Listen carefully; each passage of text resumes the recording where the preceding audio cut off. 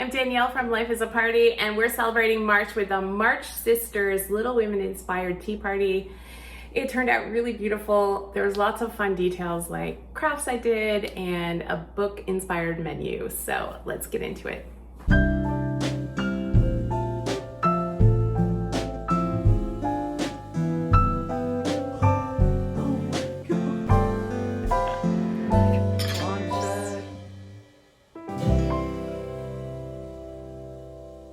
I love doing a tea party menu, and the book really inspired some of the courses. So we're gonna start out with tea sandwiches, but one of the nods to Little Women is going to be a ham and cheese finger sandwich with an apple butter, because it takes place in New England. They're sort of famous for their apples, which they would have preserved in ways like making apple butter, and it'll add a sweetness to the sandwich and I think be really nice.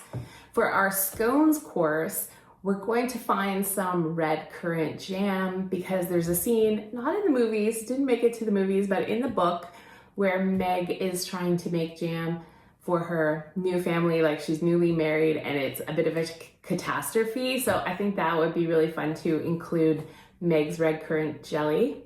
There's also a mention in the book and in the newer movie of Little Women, when the Mr. Lawrence, the grandfather, sees the girls give away their breakfast or hears about it from Lori, he decides to reward them for their unselfishness and send a feast over.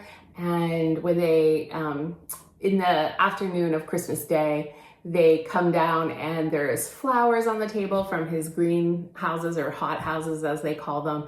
There's cakes and bonbons, and there's bowls of ice cream, including pink ice cream that they're really excited about. So I thought it'd be fun to include that element. It's not traditional tea party fare to have ice cream, but I thought it'd be nice. And then I had to include Amy's limes. Now, in the book, they're pickled limes. In the movies, I always had the impression they were sweet.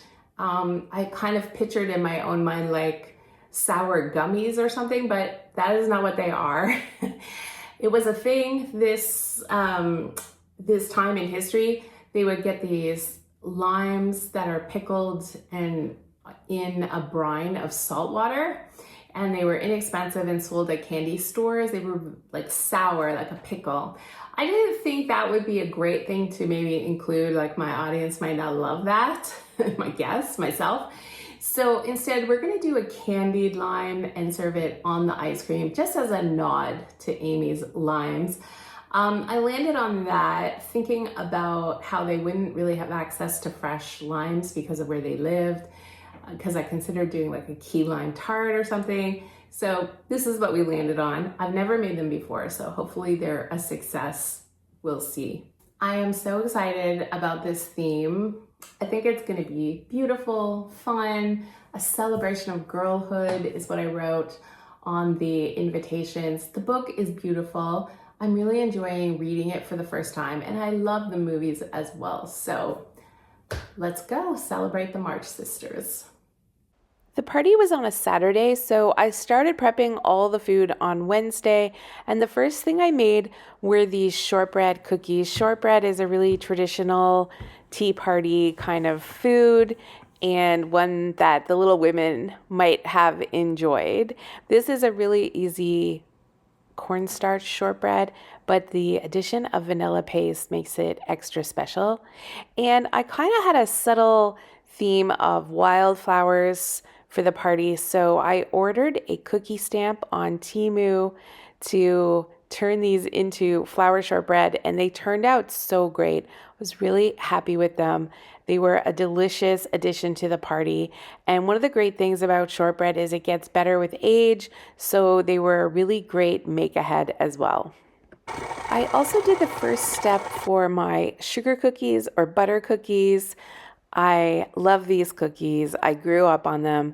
They were one of my grandma's favorites, and she made them for every occasion. I have her recipe book, and I love seeing her handwriting when I make these. The first step was to get the cookie bases made, I just used a simple round scalloped edge cutter, and my plan was to ice these to look like flowers to go with our wildflower theme. I was a little nervous about the icing, but the first step this day was just to get the bases made, and we got them all made ready to be decorated a few days later. And that was it for prep day 1. I'm working on the apple butter. I'm going to put it in my slow cooker and get it made, and then it can just be in the fridge for a few days and I won't have to worry about it. You could probably pick this up if you didn't want to make it, but this recipe is really super easy. The slow cooker does all the work for you, and then you just use an immersion blender to make it nice and smooth. I thought that the apples, including something apple, would be a nice nod to the setting of the book, which is New England, where they grow lots of apples. The apples then go in the slow cooker with all the other ingredients to cook until they're soft. Okay, next job is our pickled, not pickled limes. Amy's famous scene in the book and in the movies where she brings her pickled limes to school. Now, I did a little research on pickled limes. They're actually pickled. Salt water, really sour. So we're just gonna do a nod to the limes. We're gonna try and candy them. So I've looked up a few recipes, never done this before. I got 2 limes. First job is to thinly slice them. So we got the limes washed and then we thinly sliced them. Then I had to blanch them in some boiling water for just a minute or 2. This is supposed to get rid of the bitterness. And then they went into an ice bath. Next job was making our simple syrup and putting them into candy. Oh my catastrophe. I was surfing. I put a timer on. They're burnt. I didn't even smell it burning. That's the sound of my... See, the timer is just going now, which would have made 15 minutes total. And some of the recipes said 30 to 60 minutes. And guess who didn't buy any extra limes? So now we're gonna have to go back to the store. Sadness. Seriously? I thought this was gonna be an easy recipe. Begin again. Except I don't have the ingredients. Go to the store again. Ah! I was like, yeah, I'll just quickly do the limes before I have my lunch. I was scrolling, but I set a timer. That did not go to plan. I just wish I had 2 more limes, but I don't because I only needed 2, so I only bought 2, not 4. You win some, you definitely lose some. My husband is at the office today, so I could do the like, babe, on your way past the grocery store, can you buy me some limes? I also need to get bread and flowers tomorrow anyway, so maybe I'm also getting limes and we'll do candied limes part 2. All that's left to do now is say sorry to the pan. I'm sorry. It's fine. It's totally fine. Oh, seriously. Would you say that's a bit too caramelized? Next, the apples were softened, so it was time for me to blend them together into our lovely apple butter. And then I just popped this in the fridge until we needed it for the sandwiches. The day before the party, my first big job was to ice the sugar cookies. And honestly, I was a little nervous about this job. I haven't iced cookies like this in years. My youngest daughter is really good at this kind of thing, and I've become very reliant on her, but she's away at university, so I had to do it myself. It actually turned out fine. I did two methods, this one with individual petals, and then I did sort of a ruffly one that's kind of like a carnation, and ended up with purple, dark pink, light pink, and white icing. And I was super happy with how they turned out. They're not perfect, but they're definitely giving the wild flower vibe that I was going for with the whole party. So don't be afraid to try doing something like this. Remember, each individual thing doesn't need to be perfect. Just keep going and it'll probably look fine when it's all done. And when you see them all together like this, you'll be really pleased with yourself. My next job was to get the bread for the sandwiches. Look for this square bread. It's really helpful and helps you like waste less when you cut the crusts off. I also had to grab some flowers and some more limes because of the lime catastrophe. We're doing the cake the easy way with a cake mix. So let's get that put together and into the oven. Since I had a lime catastrophe yesterday, I went and got some more limes. And we're gonna try and candy these again. And this time I promise I'm gonna stay in the kitchen and watch them carefully. Candy lime making part 2, blanched into their ice bath, and then making the simple syrup, and finally candying these limes again and keeping my eye on them this time. I can see it's starting to caramelize a bit, so I just turned it off and let's get them out of there.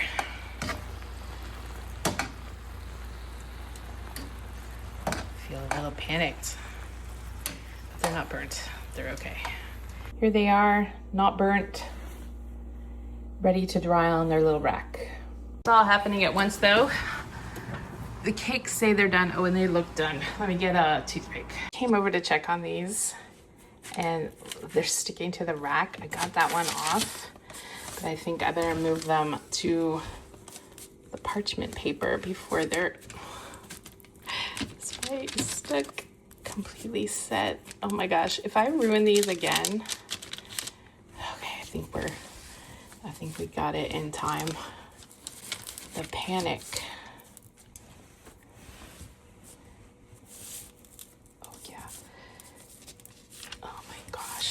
Okay, this is my hack for egg salad, which is to use a potato masher to chop your eggs.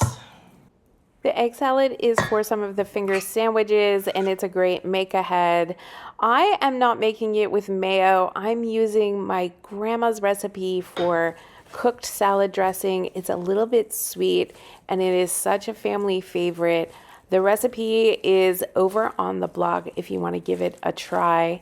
I'm mixing this together. I'll pop it in the fridge and then the morning of the party, tomorrow morning, I will assemble all the sandwiches so they're nice and fresh.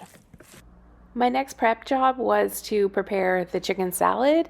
I'm just using a rotisserie chicken. It's an easy way to save a little time and delicious. I mixed it with some red onion and celery and Miracle Whip. I know it's kind of controversial. If you prefer mayo, you can definitely use that instead. But to be honest, I kind of like the tangy zip of Miracle Whip in chicken salad. I got this all prepped and then into the fridge to make the sandwiches the morning of the tea party. It's Friday at almost 4:30. I am tired. I've got my egg salad and chicken salad made, cakes baked, cookies done, limes done. One more thing I wanted to do, and I'm sitting because my back is starting to ache just from so much prep today. I wanted to make the toast cups, and then the other cooking thing that if I can get done tonight, I think I'll be glad I did it, is to get the scones put together, not baked, but the dough made and put it in the fridge. So tomorrow morning I just have to bake them. So we're gonna press through, My husband should be done work in 4 minutes, but who's counting? He's working from home. I'm hoping he's gonna have mercy on me, which he is going to because he always does, and do the dishes for me. Sink is overflowing and the dishwasher's full. So let's make these toast cups. I am a big fan of these. When I was a little girl in Brownies and Girl Guides, they used to do like this community sale once a year, and they would have a tea garden where people could buy a little tea. And the only thing I remember about it, because the Girl Guides served, I remember these little toast cups, and they would put egg salad or tuna salad or chicken salad or maybe salmon. I don't know. It was a long time ago.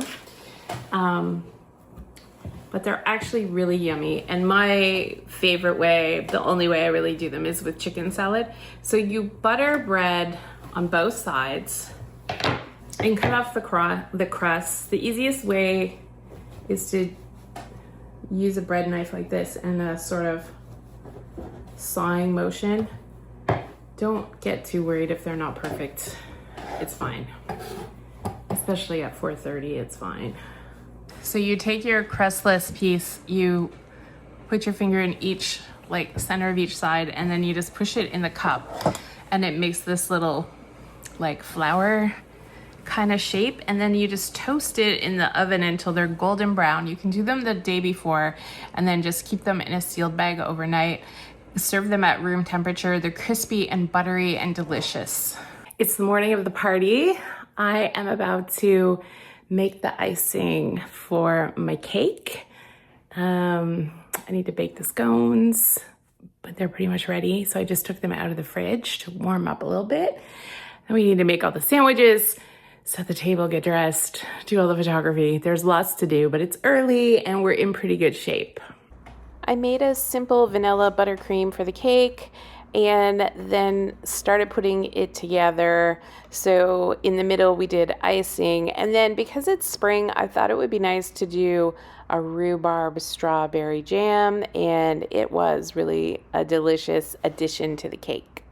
The whole inspiration for the cake came out of the 2019 version of the film, where in one of the final scenes they bring out a cake decorated with fall leaves, and I thought it was so beautiful. So this is my spring version of that. I ordered some dried flowers online that are specifically for cake decorating, and then I just pressed them into the sides of the cake. I tried to make it look like they were growing up the side of the cake, and then I did a few on the top. It was really easy to put together, and I absolutely love how it turned out, and it fit our wildflower theme perfectly.